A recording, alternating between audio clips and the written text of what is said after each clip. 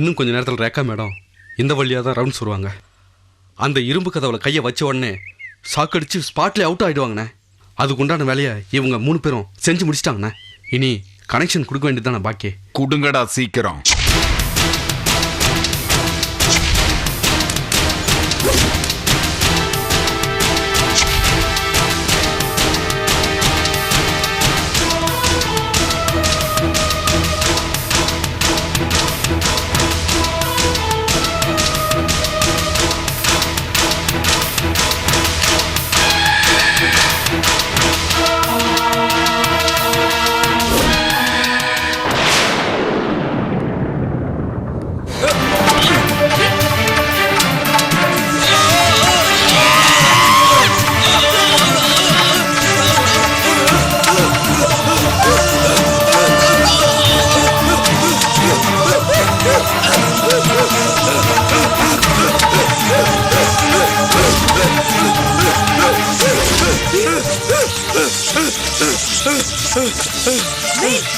Main of பண்ணுங்க. Main of பண்ணுங்க.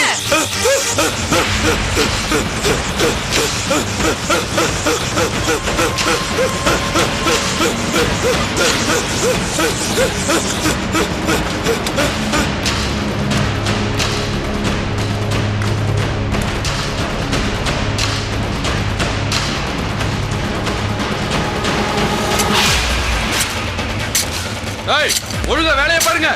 அங்க நான் வேடிக்கை பாக்குறேன். போடா.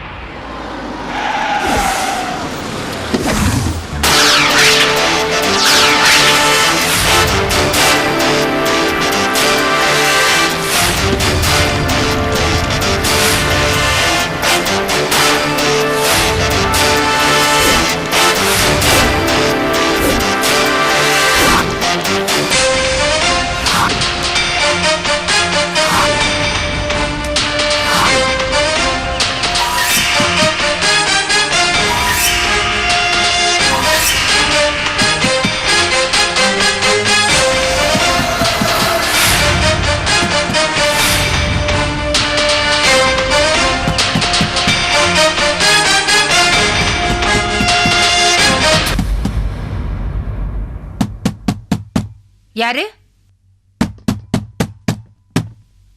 யாரது? யாரது இப்படி தட்டுறது?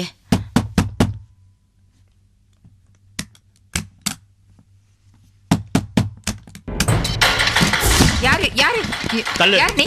தள்ளு. யாருன்னு கேக்குறேன்ல. தள்ளு. நீ மேலே பாரு. கன்ஃபார்ம் போடா. அவளை எங்க இருந்தாலும் தூக்கிடு. யாரு?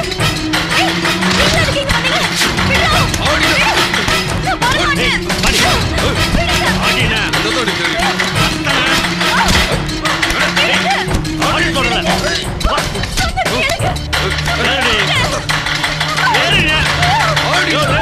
சரிண்ணா.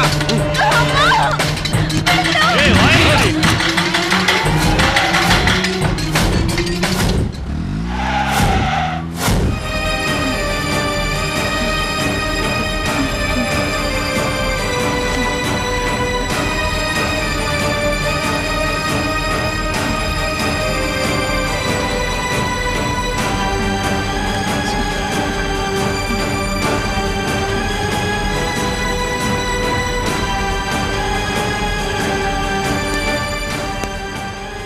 சொல்லுமா. டேய், நீ எங்கடா இருக்கிற கௌஷிக்? இங்க யாரோ 2-3 பேர் வந்து ரம்யாவை தூக்கிட்டு போயிட்டாங்க. எதுக்காக தூக்கிட்டு போனாங்க? யார் அவங்க? நீ சீக்கிரம் வாடா. டேய், என்னடா ஒண்ணுமே பேசாம இருக்க? என்னாச்சு ஏதாச்சுன்னு தெரியலடா. நீ சீக்கிரம் வாடா. மாசியோட ஆளுங்க தான் அவளை தூக்கிட்டு போயிருக்காங்க. மாசியோட ஆளுங்களா? ஆமாம்மா. அப்படின்னு உனக்கு தெரியுமா? ரம்யாவுக்கும் குட்டிக்கும் கல்யாணம். டேய், என்னடா சொல்ற? அந்த கல்யாணம் நடந்தாதாம்மா நான் நல்லா இருக்க முடியும். நீ எல்லாம் ஒரு மனுஷனாடா? உனக்கு அவ்வளவு தூரம் எடுத்து சொல்லியும் உன்னோட சுயநலத்துக்காக உன் தங்கச்சி வாழ்க்கை பழக்க துணிஞ்சிட்டியே. சீ, ஏமா டென்ஷன் ஆகுற? நல்லதுக்கு தான் இப்படி செஞ்சிருக்கேன். வாய மூடுறா. பேசாதடா என்கிட்ட, பேசாத. இந்த கல்யாணம் எப்படி நடக்குது நானும் பாக்குறேன்.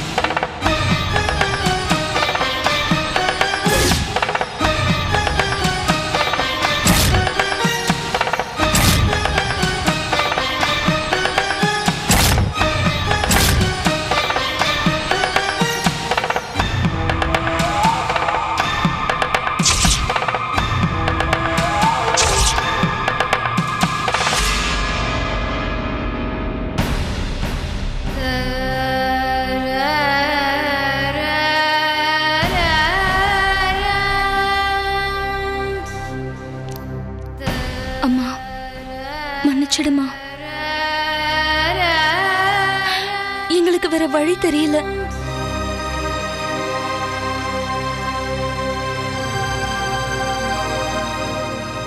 இதை பாருங்க, தயவு செய்து நான் சொல்றது ஒரு நிமிஷம் நல்லா புரிச்சுக்கோங்க.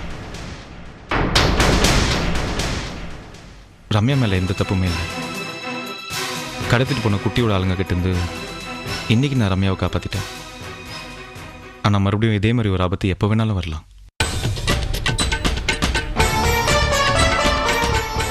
இதுக்கு நிரந்தரமா ஒரு முடிவு கட்டணுங்கிறதுக்காக தான் நாங்க கல்யாணம் பண்ணிக்கிட்டோம்.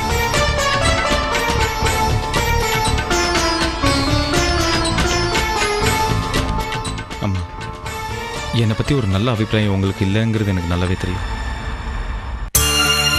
இந்த கல்யாணத்தை பண்ணி ரம்யோட சேர்ந்து வாழ்ந்தாதான் அந்த அபிப்பிராயத்தை மாற்ற முடியும்னு நான் நம்புறேன். அதனால்தான் இப்படி கல்யாணம் பண்ணிக்கிட்டோம். உங்க சம்மதம் இல்லாமல் நாங்கள் கல்யாணம் பண்ணிக்கிட்டது தப்பு தான். அதுக்காக எங்களை மன்னிச்சு எங்களை ஏற்றுக்கோங்க ப்ளீஸ்.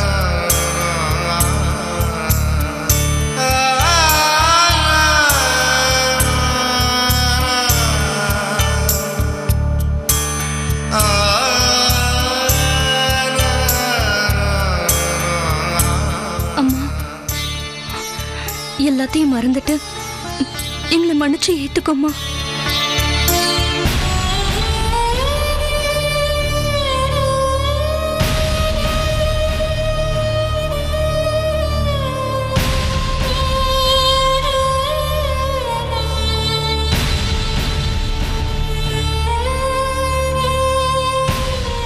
எங்கள் மேலே இருக்கிற கோவத்தில் நீங்கள் இப்படி தான் நடந்துப்பீங்கன்னு எங்களுக்கு நல்லாவே தெரியும். அதை பற்றி நாங்கள் வருத்தப்படல. ஆனால் என்னைக்காவது ஒரு நாள் உங்கள் பொண்ணுக்கு ஒரு நல்ல வாழ்க்கை கிடச்சிருக்குங்கிற விஷயம் உங்களுக்கு புரியும். அதுக்காக நீங்கள் அப்போ கண்டிப்பாக சந்தோஷப்படுவீங்க.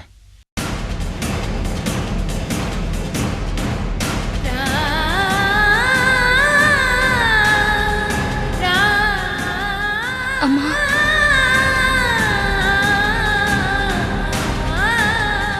ரம்யா வா.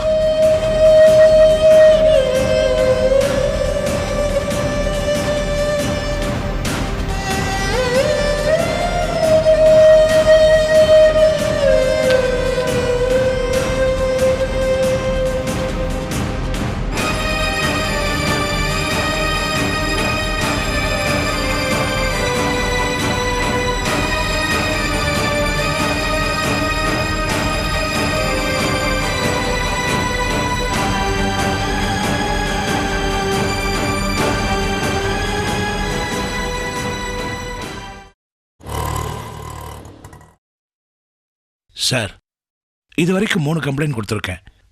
ஆனால் கௌசிக் மேலே எந்த ஆக்ஷன் எடுத்தாமா தெரியல. சார், உங்களால் முடியுமா முடியாதான்னு சொல்லுங்க, அதுக்கேற்ற மாதிரி நான் பார்த்துக்கிறேன். மிஸ்டர் நல்லையப்பர், பிரியாவோட அப்பாவா உங்கள் ஆதங்கம் எனக்கு புரியுது. என்னுடைய பர்சனல் ஒப்பீனியன் என்னன்னா, கௌசிக்கு இன்னொரு சான்ஸ் கொடுத்து பார்ப்போம்.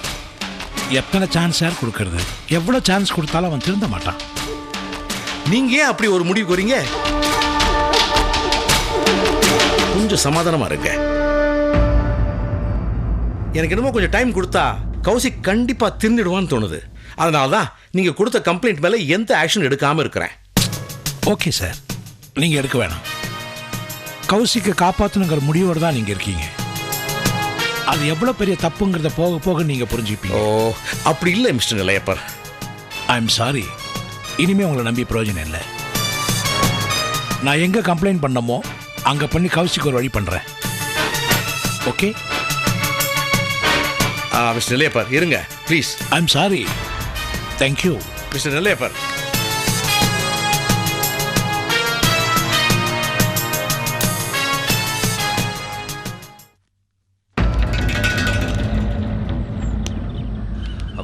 மாமா,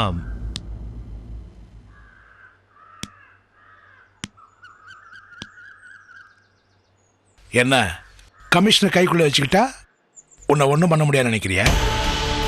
உன்னை வேலை விட்டு தூக்குற வரைக்கும் இந்த நல்லையப்பன் தூங்க மாட்டான். அதுக்கு என்ன பண்ணணும்னு எனக்கு தெரியும். எண்ணி 2 நாள் உன் ஆட்டத்தை நான் க்ளோஸ் பண்ணுறேன்.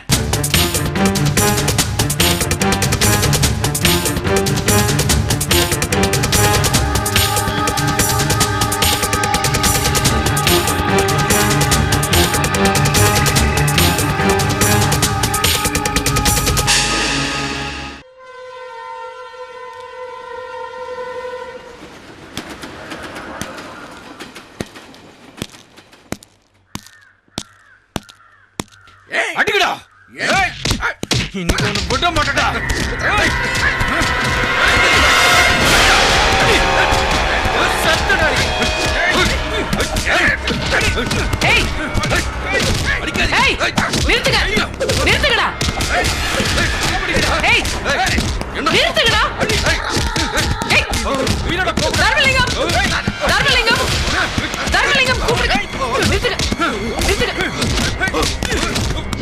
போலீஸை கூட்டு வந்துடுறேன்.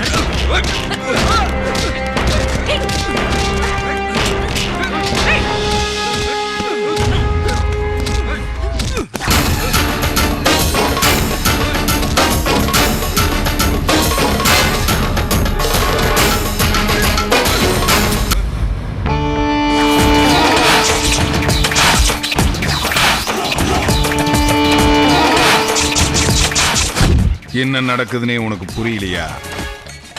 அன்னைக்கு என் கைய காலை புடிச்சு விட்டவனுகளை 1 வருஷ தண்டனை எக்ஸ்டெண்ட் பண்றேன்னு சொன்ன உடனே என்னை விட்டு ஓடி போன பசங்க இன்னைக்கு உன் கைய காலை புடிச்சு நின்றுட்டு இருக்கானுங்களேன்னு பாக்கலையா? அதான் மாசியோட பசங்க.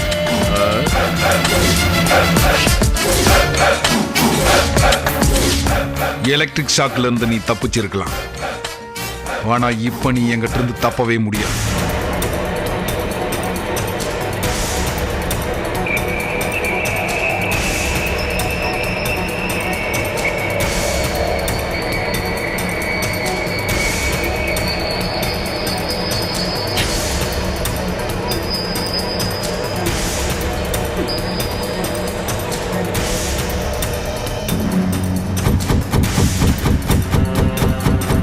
என் கையால தான் உனக்கு சாவு.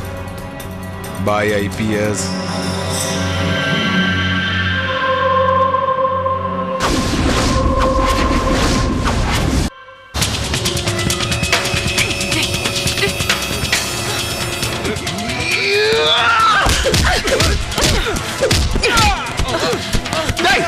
அவளை புடிங்கடா.